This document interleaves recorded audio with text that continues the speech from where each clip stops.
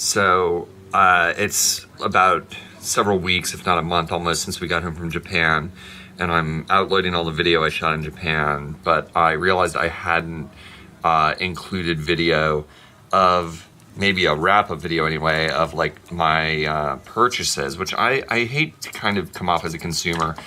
Gaming is definitely where I am a consumer, and I'm not trying to brag here. I'm just kind of documenting, and I'm excited about these games that I got, so I'm going to quickly show what I picked up while I was in Japan. And it's a lot, and you know, the obvious question a lot of you might be wondering is, how much did you spend?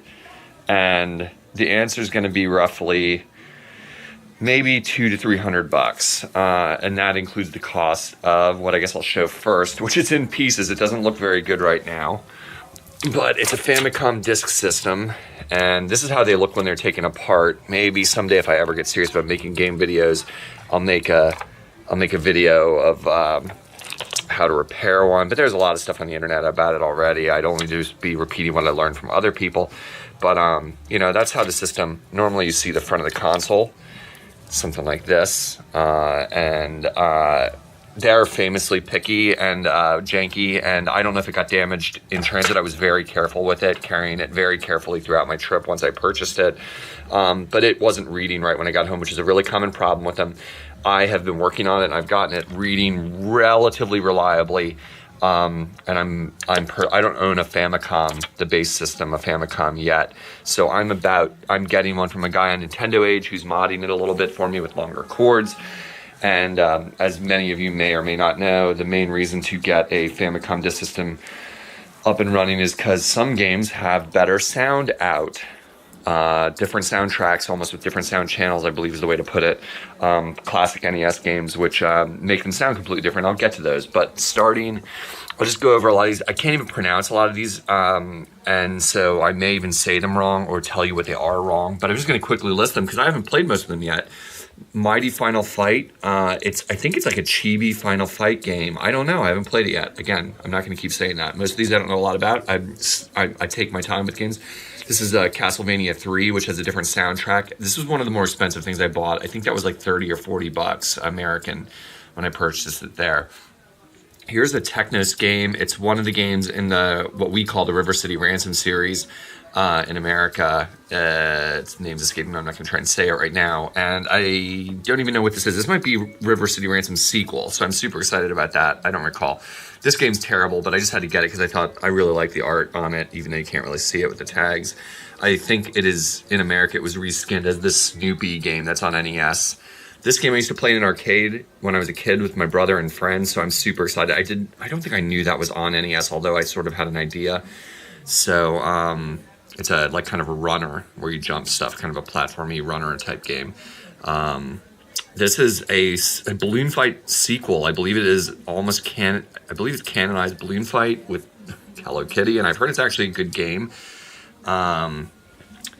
This is called Parodius, and I've heard about it a lot of times, and I don't know what it is at all. But I've heard it's a very good game. And now I'm confused. Oh, I don't remember what this is called. It's a Konami game, as you can see, and I don't even know if there's an English translation of that game, so I just heard it was good. A lot of these I just got off lists of games people recommend as Americans that you can play if you don't know Japanese. Again, don't even know what this is called. Just heard it was one of the ones recommended. This one, very excited, probably one of the last ones I ever open. I'll probably be playing these for more than a year. This is Splatterhouse, like a chibi Splatterhouse, or like a cutesy different version of Splatterhouse on Famicom. Karateka, depends on how you say it. We said Karateka when I was a kid, trying to sound classy. Left or right kind of fighting game. Really fun. Loved it when I was a kid. It's got cool animation sequences. Really simplistic fighting game. I think this is the Japanese version of a game called Chubby Cherub, which is, I think, hideously expensive on NES. And so I got the Famicom version, which is hideously cheap. And I've heard it's a terrible game. So this is a sequel to a game that I don't believe I purchased the original of because I just had spent too much money already. And I've heard it's very good and can't even tell you what it is. Yeah, sorry. This is another one of the games with the characters of what we call the Kunio-kun series. There it comes back to me. The River City Ransom. This is a soccer game. There's a lot of games with those characters in Japan that we never got in America. We mainly just knew River City Ransom. Maybe you played the volleyball game. That was really flickery. Star Wars. Don't know anything about it. I guess it's probably the same as what I believe there's an NES Star Wars game. I've never encountered it. I have Empire Strikes Back on NES. I got this for really cheap. I think it was like $4, $5, $10. I don't recall. It's really scratched up. It's a neat reflective cartridge, kind of a bluish hue to it, but it was really banged up, and that's a lot of money off in Japan if a cartridge looks as bad as this one does. But I was happy to give it a new home.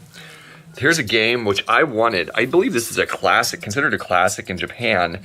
And the main reason I wanted it is because I'm pretty sure that when you play 1001 Spikes on 3DS or other systems, the one of the side quest modes or alternate modes you can play to farm money that you can use in the main quest to buy more lives and such is a parody of this game based on the font and based on the layout of it, even though they don't really play the same when you play the parody of it in 1001 Spikes.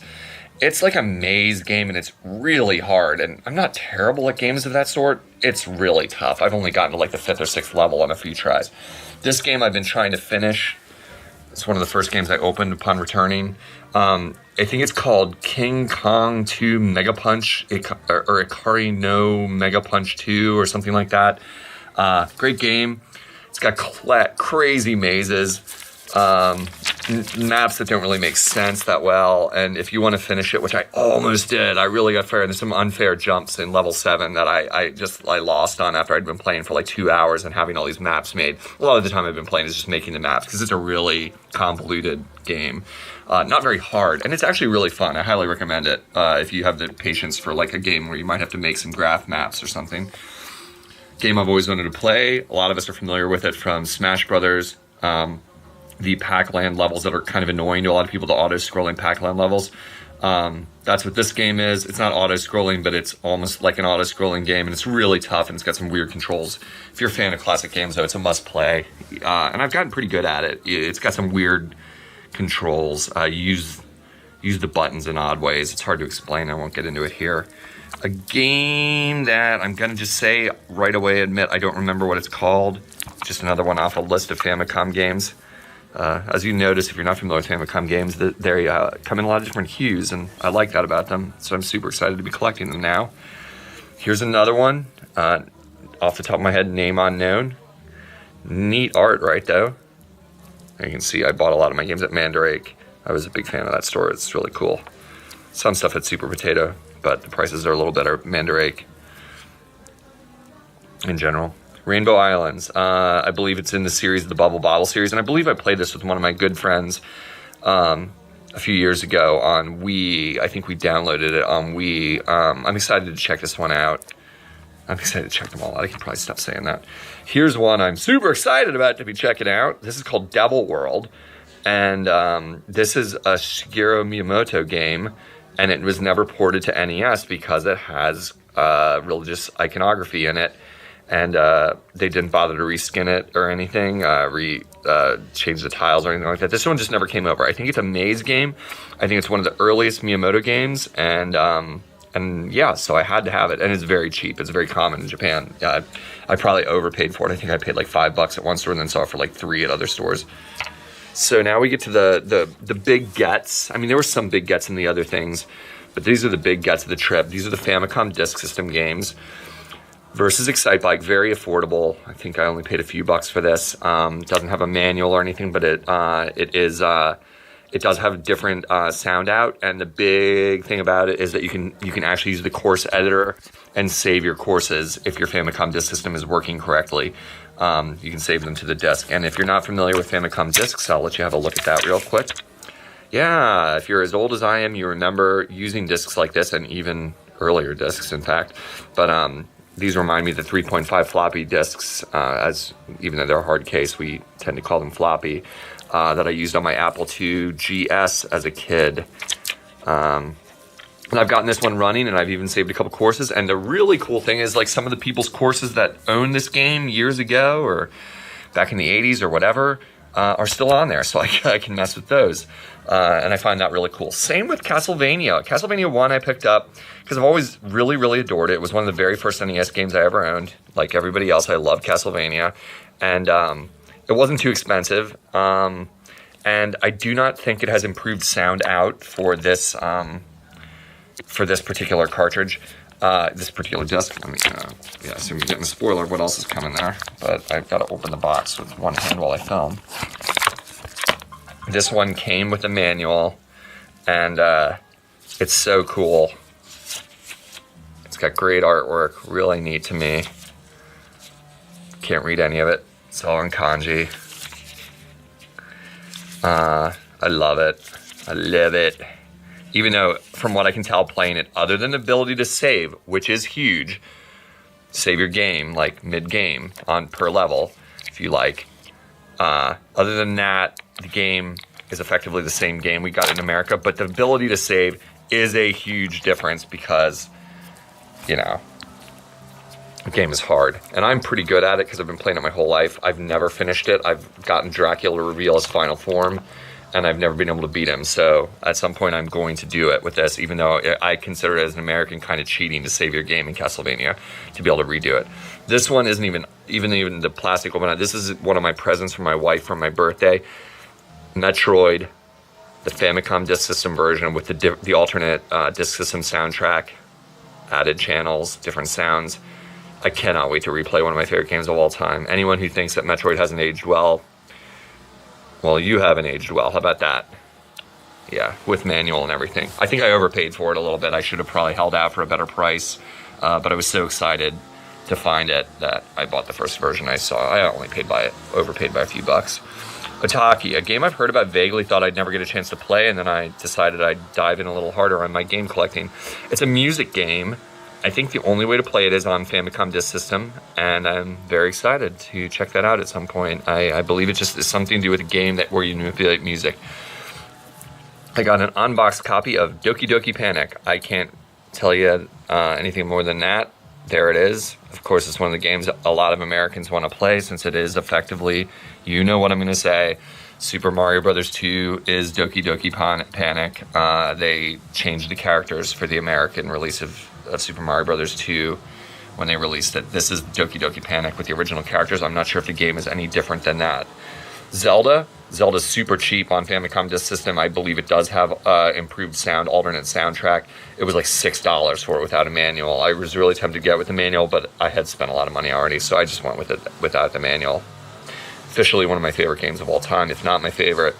I've played it so many times that this is almost a little redundant to own it, but, you know, it's Zelda, and it was literally like $6 or 600 yen or whatever. And equally exciting to me as the Metroid is Kid Icarus. I am of the mindset that the original, there's like a quadrilogy, not really, not a word, but the original 4 for me for NES are Zelda, Mario, and then Metroid and Kid Icarus. So I had to have these two. Both these games are among my favorites of all time. Some people seem to think Kid Icarus is a flawed game. I don't think so. I just think you weren't good enough at games, or you're not imaginative enough, or I don't know. But I think Kid Icarus, its only failing is it's not long enough, because I've played it so many times, I can finish it relatively quickly, and I adore it. Love the music, love the atmosphere. And again, boxed copy, present from my wife for my birthday, along with the Famicom Disk System itself. And finally, wrapping up this overlong narrative of these games, 2 games from my my Virtual Boy.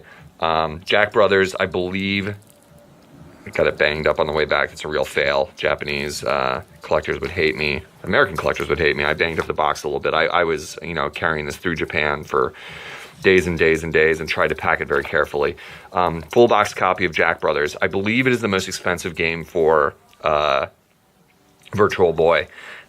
There's a couple others that are pretty expensive, but I believe Jack Brothers, the English translated version, is the most expensive, I think, as far as I know. It is a really ambitious project from what I understand. I believe it is a side story to Shin Megami Tensei, or related to that universe somehow, a series I've never played because I'm not a big RPG player.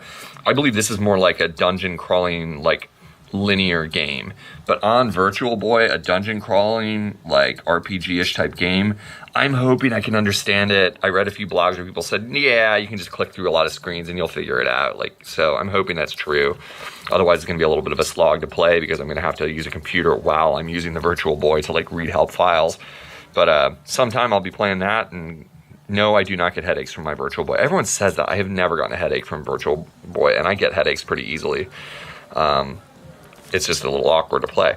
And Tetris, or Vitris as I call it in my head.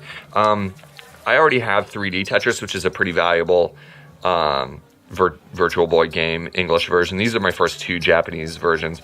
But I had a box copy of it. I don't remember what I paid for this. It was not too expensive. Not hideously expensive at all. I think maybe $20. I don't really remember, but I looked it up quickly before I bought it, and people were like, nah, it's pretty good. It's Tetris, but you know what you're getting, and it's a good game. And I do like Tetris, like, I don't know, every other human, so I thought, why not? I'm in Japan maybe only once, who knows? And so that's my gets from Japan. I am not trying to brag. I am documenting for my own purposes and sharing with anyone who cares. So that's it, and we'll catch you on our next gaming adventure.